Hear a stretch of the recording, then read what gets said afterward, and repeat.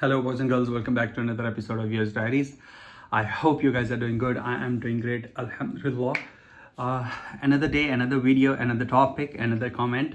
So मेरी previous video के ऊपर एक कमेंट आया, किसी ने मुझसे पूछा है, जो कि आपको मेरी स्क्रीन पे शायद नज़र आ रहा होगा, कि मेरा कज़न मुझे स्पॉन्सर कर सकता है या नहीं. वो एक यूएस सिटीज़न है. If you are looking for a direct straight answer, then it's gonna be yes. Sorry. It's a yes he can sponsor you. लेकिन इसके साथ ही कुछ टर्म्स एंड कंडीशंस आ जाती हैं और वो बहुत बहुत बहुत इंपॉर्टेंट हैं.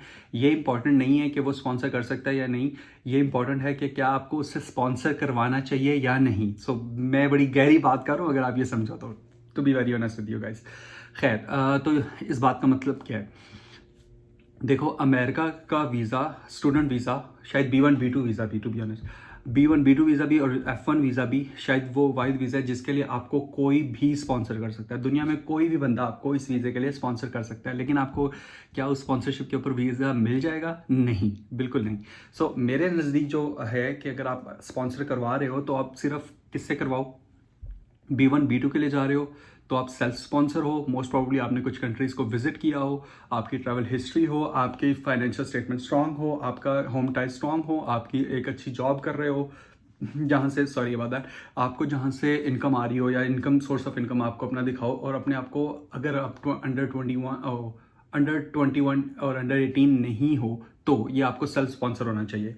और अगर अंडर 21 और 20 मतलब 18 हो तो आपका कोई भी स्पॉन्सर हो सकता है. लेकिन तब भी स्पॉन्सर आपका आपका सिबलिंग होना चाहिए, या आपका पेरेंट्स होना चाहिए, या बहुत ही करीबी रिश्तेदार होना चाहिए. ठीक है. जैसे कि आप पूछ रहे हो मुझसे, क्या F1, प्रॉब्ली F1 के लिए पूछ रहे होगे कि F1 के लिए क्या मेरा कज़न स्पॉन्सर हो सकता है या नहीं. हाँ, हो सकता है. लेकिन अब आपको ना इसकी बेसिस पे आपको I-20 तो मिल जाएगा यूनिवर्सिटी से. यूनिवर्सिटी को एक लेटर चाहिए होता है जिसमें आप ये बताते हो कि मेरा कज़न मुझे स्पॉन्सर कर रहा है, और एक लेटर आप कज़न से साइन करवा लेते हो कि हाँ मैं इसे स्पॉन्सर करूँगा. वो लेटर आप यूनिवर्सिटी को सबमिट करते हो और आपको I-20 इशू हो जाता है. That's not a big deal. The big deal is when it comes to the visa interview. There you have to defend why your cousin is sponsoring you. So एक आप logically सोचो कि एक आप interview देने जा रहे हो आज के ज़माने में क्या कोई कज़न आपको 30-40 हज़ार डॉलर देगा, और क्यों देगा? तो आप वीज़ा ऑफिसर की मेंटालिटी से सोचो कि वो आपसे ऑब्वियसली ये पूछेगा कि भाई ये इतना दूर का रिश्ता है, ये क्यों दे रहा है, या मतलब तेरा कज़न है क्यों दे रहा है. क्योंकि यहाँ पे तो इवन लाइक स्टेट्स में माँ बाप से पैसे लेने का भी कल्चर नहीं है. तो हमारे उधर कज़न्स भी दे देते हैं, ऐसी कोई बात नहीं है. लेकिन इन्हें ये कॉन्सेप्ट नहीं है कि इनके कज़न उन्हें पैसे दे देंगे. अगर दे रहे हैं तो क्यों दे रहे हैं. सो मैं एक बंदे को जानता हूँ, और प्रॉब्ली आप मेरे, शायद आप मेरी अनकरीब वीडियोस में देखो, उसका मैंने वीज़ा इंटरव्यू में हेल्प आउट की थी, और उसका स्पॉन्सर कोई और था, और आज वो न्यूयॉर्क बैठा हुआ है बाय द वे. लेकिन उसको हम लोगों ने एक स्टोरी बिल्ड करके डिफेंड किया था. खैर, मैंने मुझसे जगह नहीं बतानी थी, लेकिन खैर वो उधर बैठा हुआ है, और उसके स्पॉन्सर कोई और था, क्योंकि उसका जो इमीडिएट रिलेटिव थे वो नहीं था कोई भी, और वो अकेला था, तो उस वजह से उसका कोई दूसरा स्पॉन्सर था, तो उन्होंने उसके ऊपर उसके वीज़ा इशू किया है. खैर, ये एक वैसे केस मैं आपको बता रहा हूँ. अगर आपका कज़न आपको स्पॉन्सर कर रहा है तो आप उसके साथ एक रिलेशनशिप बिल्ड करो, एज इन के वीज़ा ऑफिसर के लिए कोई ऐसा रिलेशनशिप बिल्ड करके दिखाओ कि यार ये मेरा क्यों स्पॉन्सर कर रहा है, मेरे अब्बा क्यों नहीं स्पॉन्सर कर रहे, मेरे भाई क्यों नहीं स्पॉन्सर कर रहे, मेरा ये कज़न ही क्यों स्पॉन्सर कर रहा है. कोई ऐसी बात नहीं है कि अब वो स्पॉन्सर नहीं कर सकता, और इससे कोई मसला नहीं होता कि वो यूएस सिटीज़न है या नहीं है. वो स्टेट्स में रहते हुए भी आपको स्पॉन्सर कर सकता है, उसके पास इतने पैसे होंगे, तो वो मसला नहीं होता.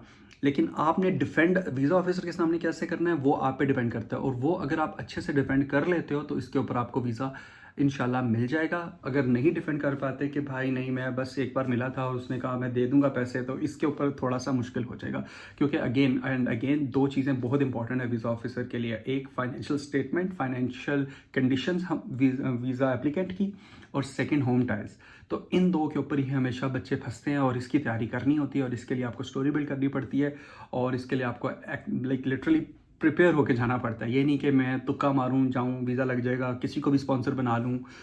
तो काफ़ी केसेस ऐसे होते हैं, बहुत दूर दूर के लोगों ने उनको स्पॉन्सर किया होता है, लेकिन एक स्टोरी बिल्ड करनी होती है. लाइक लिटरली मेरे साथ एक बच्चा पढ़ता था, उसके अब्बा स्टेट्स में थे, ठीक है, लेकिन उसके अंकल ने उसे स्पॉन्सर किया हुआ था, अब्बा ने नहीं किया हुआ था. तो आप खुद हिसाब लगा लो.